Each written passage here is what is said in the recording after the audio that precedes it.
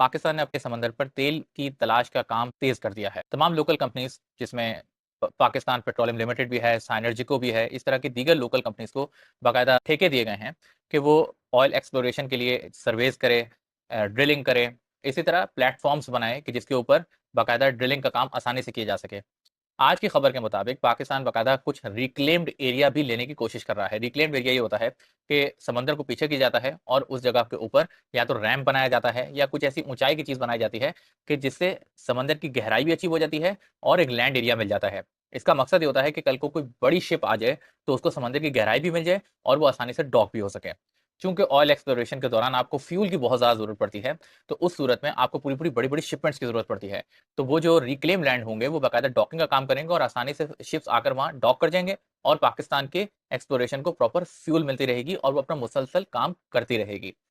ये सब तैयारियां इस बात का इंदिया देती हैं कि शायद पाकिस्तान के पास कोई ठोस शवाहिद मौजूद हैं कि उसके पास तेल के कोई बड़े रिजर्व्स मौजूद हैं। लेकिन मुझे जाती तौर पे कुछ खदशात हैं। अभी तक कोई ऐसी साइंटिफिक थ्योरी या साइंटिफिक स्टडी हमारे सामने नहीं आई जो इस बात को हतमी तौर पर कह सके कि वाकई पाकिस्तान के पास इतने ज्यादा तेल के वसाइल मौजूद हैं कि पाकिस्तान रातों रात अमीर हो जाएगा।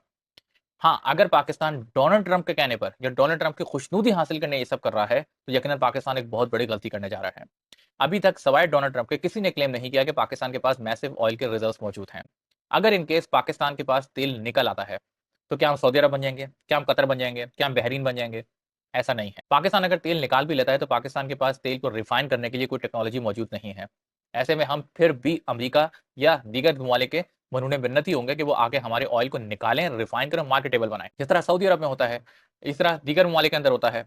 ऐसे में क्या होगा कि पाकिस्तान के पास तेल तो मौजूद होगा, लेकिन पाकिस्तान के पास उसकी हुक्मरानी मौजूद नहीं होगी। क्यों? क्योंकि दूसरे ममालिक के पास टेक्नोलॉजी का पूरा एक सेटअप मौजूद होगा और वो पाकिस्तान को डिक्टेट कर सकता है कि भाई कितना आपने डिमांड और सप्लाई को मेंटेन करना है। जरूरी अमर यही है कि पाकिस्तान अपनी ज्यादा उम्मीदें इस ऑयल एक्सप्लोरेशन के ऊपर ना लगाए, बल्कि उससे ज्यादा इंपॉर्टेंट चीज ये है कि जो ऑलरेडी आपके पास अल्लाह ताला ने इतने ज्यादा नेचुरल रिसोर्सेज दिए हैं, आप उसको प्रॉपर यूज करें। आपके पास हवा के इतने ज्यादा वसाइल मौजूद हैं, आप विंड एनर्जी के जरिए से अपनी बिजली की जरूरत को पूरा करें। उसके अलावा आपके पास अल्लाह ताला ने कॉपर दिया है, गोल्ड दिया है, सिल्वर दिया है, इस तरह के नेचुरल रेयर अर्थ एलिमेंट्स दिए हैं। ये सब आपके पास वसाइल मौजूद हैं, बस आपके पास मैन्युफैक्चरिंग और इंडस्ट्री मौजूद नहीं है। एक सिस्टम मौजूद नहीं है जो इन चीजों को प्रोसेस कर सके और मार्केटेबल बना सके। पाकिस्तान को सिर्फ और सिर्फ अपनी इंडस्ट्री सेटअप करने पे जोर देना चाहिए, लेकिन हिस्ट्री ये नहीं बताती। हमने पीआईए स्टार्ट की, कुछ ही अरसे बाद वो बैंकरप्ट हो गई। उसके बाद स्टील मिल बनाई, वो भी बैंकरप्ट हो गई, बल्कि बंद ही हो गई।